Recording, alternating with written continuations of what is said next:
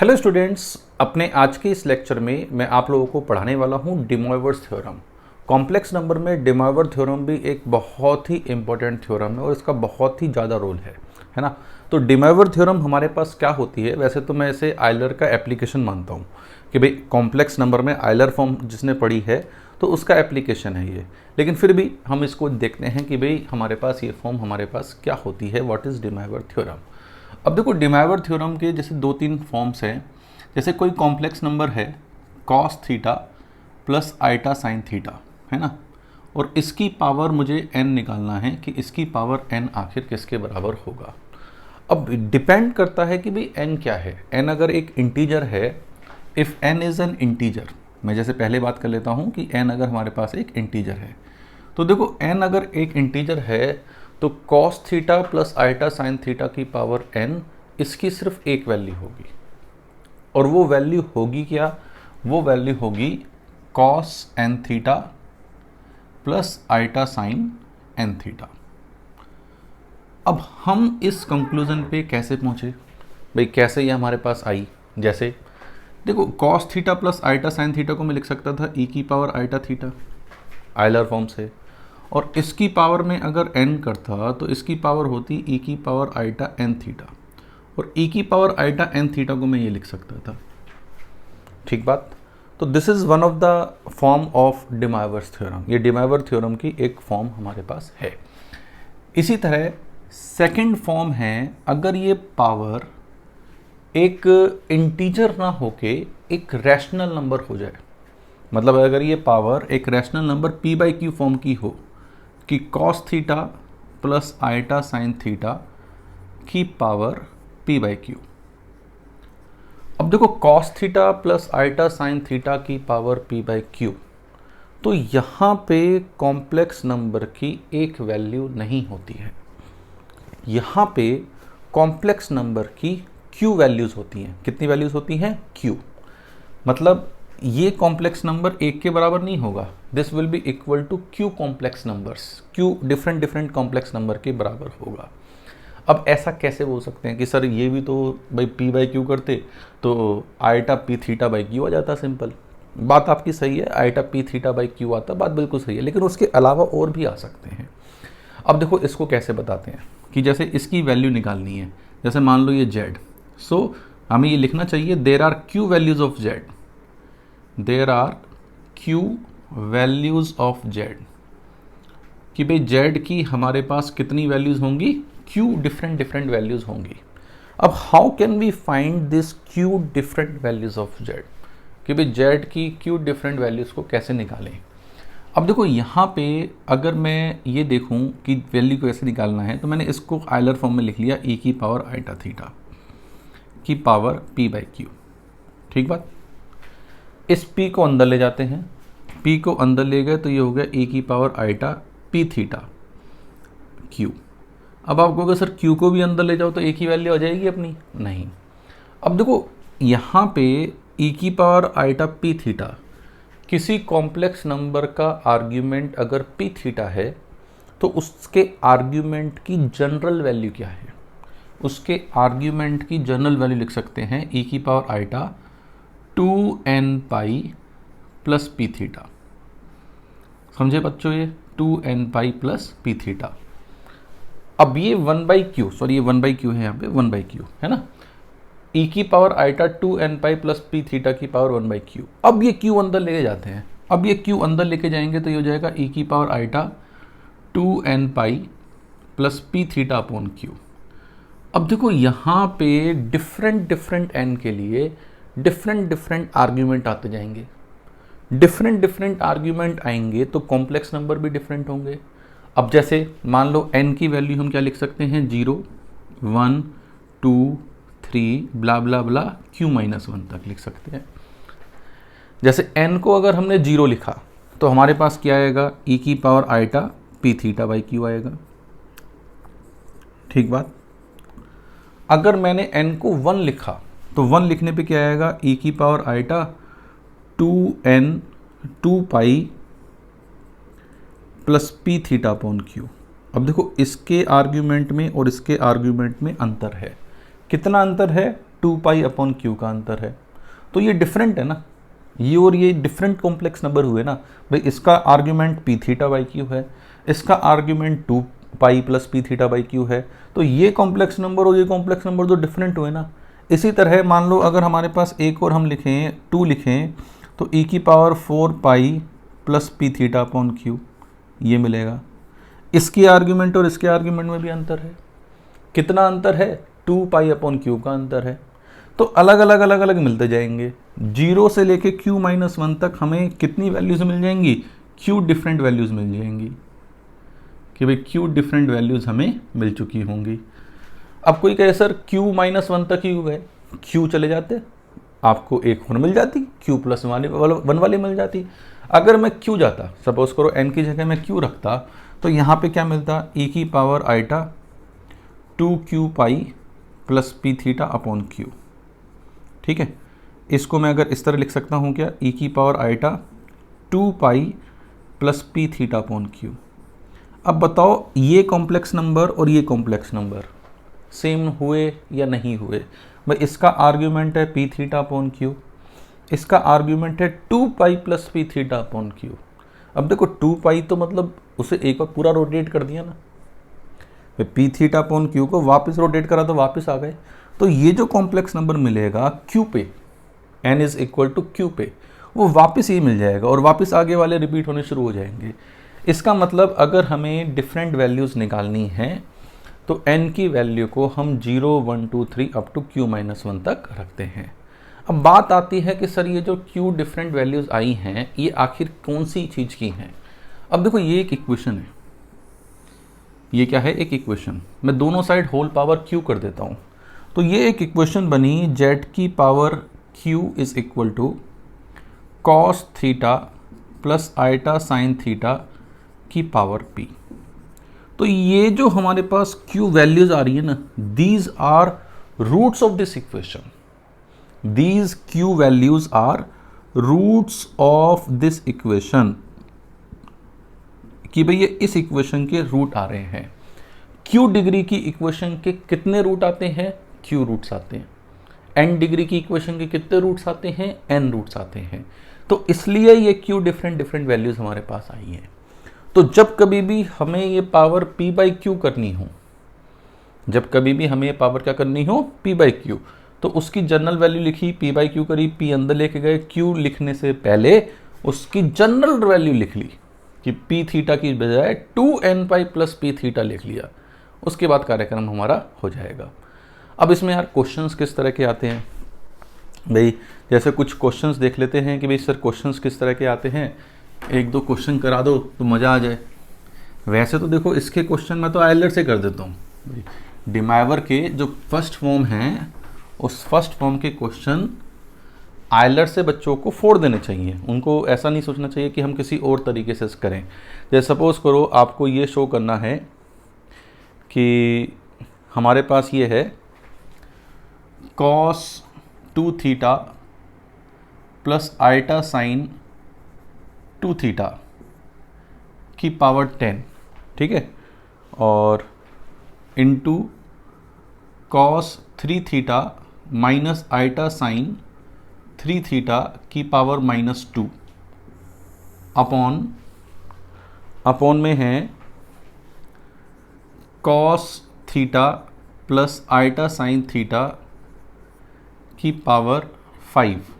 ठीक है, ये हमारे पास दे रखा है। Express this in the form of a plus iota b, कि भाई इसको a प्लस आइटा b में हमें लिखना है। अब भाई a प्लस आइटा b में a और b बताने हैं कि यार a और b हमारे पास कितने होंगे, क्या होगा a और b। अब a और b बताने के लिए जैसे इसको मैं क्या लिख सकता हूँ, cos 2 theta plus iota sine theta को e की पावर आइटा 2 थीटा की पावर 10 लिख सकता हूँ, नहीं लिख सकता हूँ। इसको मैं क्या लिख सकता हूँ, e की पावर माइनस आइटा 3 थीटा की पावर -2, और नीचे वाले को मैं क्या लिख सकता हूँ, e की पावर आइटा थीटा की पावर 5। हाँ या ना? डिवाइवर की ज़रूरत ही नहीं है जब तक इंटीजर है, वैसे ही हम इसे कर सकते हैं। जैसे ये कितना हो गया, e की पावर आइटा 20 थीटा, ये कितना हो गया, e की power iota 6 theta 20 theta sorry, ठीक है। और ये हमारे पास कितना हो गया, e की पावर आइटा 5 थीटा, तो ये हो गया e की पावर आइटा 21 थीटा। अब e की पावर आइटा 21 थीटा हो गया, तो व्हाट इज़ a, भाई इसे हम वापस क्या लिख सकते हैं, cos 21 theta plus iota sine 21 theta, ये हम इसे लिख सकते हैं। ये हमारे पास क्वेश्चन हो गया। ठीक बात। जैसे इसमें भाई एक क्वेश्चन तो हमारे पास जैसे ये हो गया, एक क्वेश्चन हमारे पास जैसे ये हो सकता है कि एक क्वेश्चन हमारे पास क्या हो सकता है कि find all possible value of iota की पावर 1/3, कि भाई आइटा की पावर 1/3 इसकी कितनी, मतलब एक तरीके से मैं कह रहा हूं क्यूब रूट ऑफ आइटा बताओ। भी मैं क्या कह रहा हूं, हमें क्या निकालना है, क्यूब रूट ऑफ आइटा, कि what will be the value of cube root of iota. अब देखो क्यूब रूट ऑफ आइटा मैं मान लेता हूं यार ये जेड के बराबर है ना, this is equal to z. ठीक, अब इसकी वैल्यू निकालने के लिए मैं तो हमेशा आयलर फॉर्म का यूज़ करता हूँ, आप लोग भी आयलर फॉर्म का यूज़ करोगे तो फटाफट निकाल लोगे। ठीक है, कोई ये भी पूछ सकता है जैसे 8 आइटा की पावर 1/3 ये निकालो, तो 2 बाहर ले लेंगे, 2 से मल्टीप्लाई हो जाएगा उस केस में। कोई ये मत सोचना कि सर मैग्नीट्यूड 1 होगा तो तभी लगेगा, ऐसा नहीं है, मॉडुलस कुछ भी हो लग सकता है। आइटा को हमने क्या लिखा, e की पावर आइटा π/2 की पावर 1/3, जो तरीका मैंने आपको बताया बिल्कुल उसी तरीके से चलेंगे। e की पावर आइटा π/2 को जनरल लिख लिया, e की power iota 2n pi plus π/2, ठीक है, अपॉन 3 आ गया। n की वैल्यू 0, 1, 2, ये 3 वैल्यू हम n की यहाँ पे रख सकते हैं, 0, 1, 2 ये 3 वैल्यू रख सकते हैं। 0 रखेंगे तो क्या आ जाएगा, e की पावर आइटा π/6, 0 रखेंगे π/2 अपॉन π/3 क्या आ जाएगा, e की पावर आइटा π/6। 1 रखेंगे तो क्या आएगा, 2 पाई प्लस π/2, 2 पाई प्लस π/2 5 π/2, तो e की पावर आइटा 5 π/6। ठीक बात। और अगर हम 2 रखेंगे तो कितना होगा, 2 रखेंगे तो ये 4 पाई प्लस π/2 9 π/2, तो e की पावर आइटा 3 π/2। तो ये 3 हमारे पास क्या आ गए, इसकी वैल्यूज आ गई। मतलब आइटा की power 1/3 cube root of iota को निकालने को कहे तो हम ये 3 वैल्यू लिख सकते हैं। इन्हें a plus iota b form में भी लिख सकते हैं। इन्हें a प्लस आइटा बी में कैसे लिख सकते हैं, cos π/6 प्लस आइटा साइन π/6, तो √3 प्लस आइटा बाई 2। भाई cos π/6 √3/2, साइन π/6 1/2, तो cos theta plus iota sine theta. इसको क्या लिख सकते हैं, cos 5 π/6 माइनस √3/2 प्लस साइन 5/6 1/2, ये हो गया। और e की पावर आइटा 3 π/2, cos 3 π/2 0, साइन 3 π/2 -1, ये हो गया minus iota. So these are 3 cube roots of iota. ये हमारे पास क्या है, these are 3 values of cube roots of iota. Cube roots of iota की ये 3 हमारे पास वैल्यू हैं। अब देखो ये तीनों जो हैं, z is equal to iota की पावर 1/3, मतलब ये तीनों की तीनों z cube is equal to iota के रूट्स हैं। ये तीनों के तीनों क्या है, z cube is equal to iota के रूट्स हैं, मतलब z cube minus iota is equal to 0 के ये रूट्स हैं। अब जैसे कोई कहे कि यार इसकी 3 वैल्यू आएंगी, z1, z2, z3। मैं पूछता हूँ कि यार बताओ z1 plus z2 plus z3 कितना होगा, What would be the value of Z1 plus Z2 plus Z3? अब Z1 plus Z2 plus Z3 ये तीनों वैल्यू आपके सामने हैं, ऐड कर सकते हैं, वन तरीका। या फिर ये तीनों के तीनों इस इक्वेशन के रूट हैं, Z1, Z2, Z3 इस इक्वेशन के रूट हैं। तो what is sum of the root, sum of the root is minus coefficient of Z² upon coefficient of Z cube. Z² तो है ही नहीं इसमें, तो सम ऑफ रूट्स कितना होगा, 0 है, नहीं है, धमाकेदार। इसी तरह अगर मैं पूछता कि यार Z1 Z2 plus Z2 Z3 plus Z3 Z1, इसकी वैल्यू बताओ, again sum of root taken 2 at a time. भैया तो हम इनको इसको मल्टीप्लाई करते, फिर इसको करते, फिर उसको करते, ऐसे करते। या फिर sum of root taken 2 at a time, that is coefficient of Z upon coefficient of Z cube. Coefficient of Z है नहीं तो Z क्यूब आ गया। इसी तरह अगर मैं पूछता कि Z1 into Z2 into Z3 product of root, भाई प्रोडक्ट ऑफ रूट कितना हो जाता, -c/a minus d/a, sorry minus b minus d मतलब minus of constant upon a, तो वो कितना आ जाता आइटा, कि भाई इसका वैल्यू होती आइटा, हाँ या ना। तो ये हमारे पास एक तरीका है इस तरह के क्वेश्चंस को करने का। जो तरीका मैंने यहाँ सिखाया है आइटा की क्यूब रूट के लिए, वही तरीका यहाँ पर आता है क्यूब रूट ऑफ यूनिटी के लिए। तो इस चीज़ को बस यूनिटी में यहाँ पे आइटा की जगह क्या हो जाएगा, 1 हो जाएगा। तो ये सब चीज़ें जानने के बाद क्यूब रूट ऑफ यूनिटी या nth रूट ऑफ यूनिटी तो और लड्डू चीज़ हो जाती है हमारे लिए। भाई हम अगर इन चीज़ों को जानते हैं तो लड्डू चीज़ होती है, ऐसे नहीं होती लड्डू कि भाई सर अपने आप ही लड्डू हो जाएगी, ऐसा नहीं। अगर हम इन चीज़ों को जानते हैं तो हमारे लिए लड्डू ये होती है, ठीक बात। अच्छा, एक यहाँ पे ट्रिग्नोमेट्री, भाई क्वेश्चन हो गया, आपको समझ में आगे सबको, उम्मीद करता हूँ बढ़िया मज़ा आया होगा इसमें। अच्छा, एक क्वेश्चन यहाँ पे डीमॉयवर में इस तरह का भी होता है कि भाई ट्रिग्नोमेट्री वाले प्रूफ कर दो, जैसे cos 5 थीटा क्या होगा ये निकाल दो, या sin 5 थीटा क्या होगा ये निकाल दो। What is the value of cos 5 theta या sin 5 थीटा। अब देखो cos 5 थीटा या sin 5 थीटा मुझे निकालना है। अब देखो यहाँ पे cos 5 theta sorry cos theta plus iota sin theta की पावर 5 डीमॉयवर से ये किसके इक्वल होता है। भाई ये सोचो, ये चीज़ डीमॉयवर से किसके इक्वल है, डीमॉयवर से ये इक्वल है cos 5 theta plus iota sin 5 theta के इक्वल है। डीमॉयवर से ये इसके इक्वल है, ठीक बात।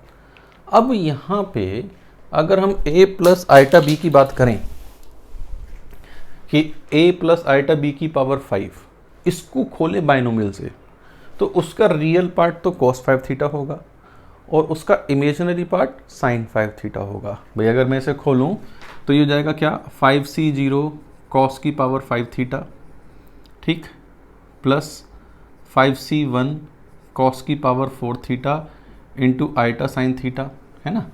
इसी तरह मैं आगे खोलूँगा 5c2 इंटू कॉस की power 3 theta iota sine theta का whole square plus 5c3 into cos की पावर 2 थीटा और आइटा साइन थीटा की पावर 3 और 5c4 कॉस की power 1 theta into iota sine theta की पावर 4 और plus 5c5 iota sine theta की power 5, ठीक है। अब इसका रियल पार्ट तो cos 5 थीटा है और इमेजिनरी पार्ट ये है। तो रियल पार्ट की अगर मैं बात करूँ cos 5 थीटा, तो रियल पार्ट मतलब जिसमें आइटा नहीं है, तो इसमें आइटा नहीं है, cos की पावर 5 थीटा इसमें आएगा, इसमें आइटा स्क्वायर आएगा तो -1 हो जाएगा, तो -1 5c2 मतलब -10 cos cube theta into sine square theta, ठीक है। इसमें आइटा क्यूब आएगा मतलब आइटा आएगा और इसमें नहीं आएगा, आइटा की पावर 4 मतलब 1, तो plus 5 cos theta into sine की पावर 4 थीटा। तो इस तरह के, जैसे मैंने cos 5 थीटा निकाला, वैसे आप sin 5 थीटा निकाल लेना भाई, और कमेंट बॉक्स में बता देना मुझे, यार ऐसी कोई बात थोड़ी है भाई, कनेक्शन बने रहना चाहिए, आप बता देना मुझे उसमें कि क्या आंसर आया। तो भाई ये हमारे पास डीमॉयवर्स की मतलब पूरा ज्ञान था डीमॉयवर थ्योरम का, कि भाई डीमॉयवर थ्योरम क्या होती है, कहाँ से आई, कैसे आई, क्यों आई, कैसा करा, क्या नहीं करा, सब कुछ था ये। उम्मीद करता हूँ कि इसके बाद डीमॉयवर में कोई दुख नहीं होगा। तो अगर ऐसा है तो आप इस वीडियो को फटाफट लाइक करें, शेयर करें। Thank you very much.